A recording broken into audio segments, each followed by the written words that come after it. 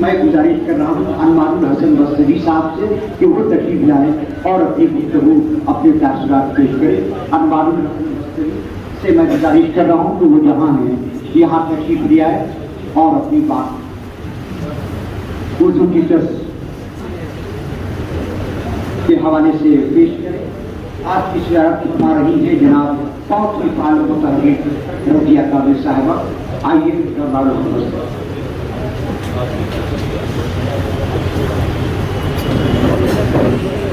السلام علیکم ورحمۃ اللہ وبرکاتہ.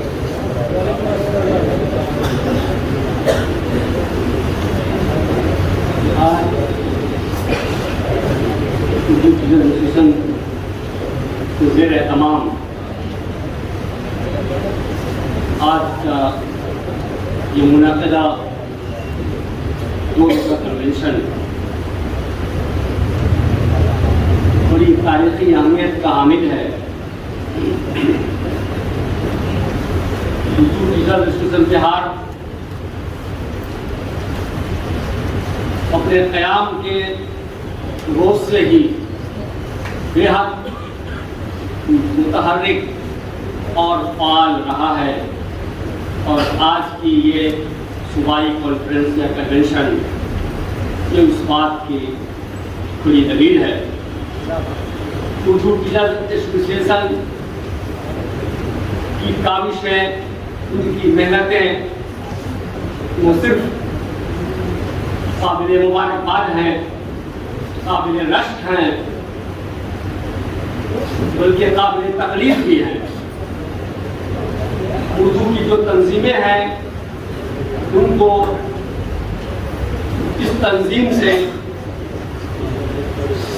سبق لینے کی ضرورت ہے کہ کس محنت کس خلوص کے ساتھ یہ اپنے حد سے آگے بڑھ کر کے یہ تنظیم اردو کی خدمت کا کام انجام دے رہی ہے.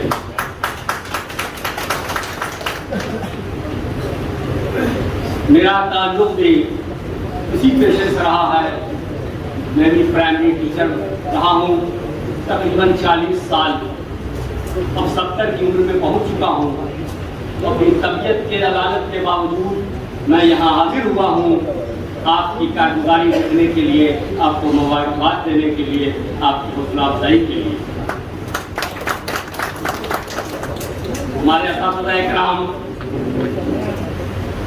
آپ کی کاوشیں بہت عمدہ ہیں, بہت قابل تعریف ہیں اور آپ کو ایک ایسے شخص کی سرپرستی اور رہنمائی میسر ہے جو شخصیت اپنی خدمات کے اعتبار سے کسی بھی تعارف کا محتاج نہیں ہے. میری مراد جناب ڈاکٹر کے علوی صاحب سے. کے علوی صاحب ہم لوگوں کے لیے, پورے بہار کے لیے ایک ماڈل کی حیثیت رکھتے ہیں. ان کی رہنمائی جس تنظیم کو حاصل ہو گئی یقیناً امید کی جانی چاہیے کہ وہ تنظیم آگے بڑھے گی اور مثبت کام انجام دے گی. حاضرین اساتذہ, میں 2-3 باتیں اس موقع سے عرض کرنا چاہوں گا. یہ کنونشن یہ صرف کنونشن نہ رہے بلکہ یہ احتساب کا دن رہنا چاہیے. 8 اور 7 نومبر اور 8 نومبر 2021 کی یہ تاریخ جو اردو کے سلسلے میں ہم نے کیا کچھ کیا ہے اور کیا کچھ کرنا ابھی باقی ہے. اردو کی لڑائی ہمیں 2 محاذ پر لڑنی ہے. اب غور سے میری بات سنیں گے. 2 محاذ پر, ایک سرکار سے اور ایک اپنوں سے. اپنے مطلب ہم لوگوں سے. ایک طرف سرکار جہاں اردو کے ساتھ ناانصافی کر رہی ہے, حق تلفی کر رہی ہے, وہیں ہم کم مجرم نہیں ہیں اردو کے ساتھ زیادتی کرنے میں, ظلم کرنے میں.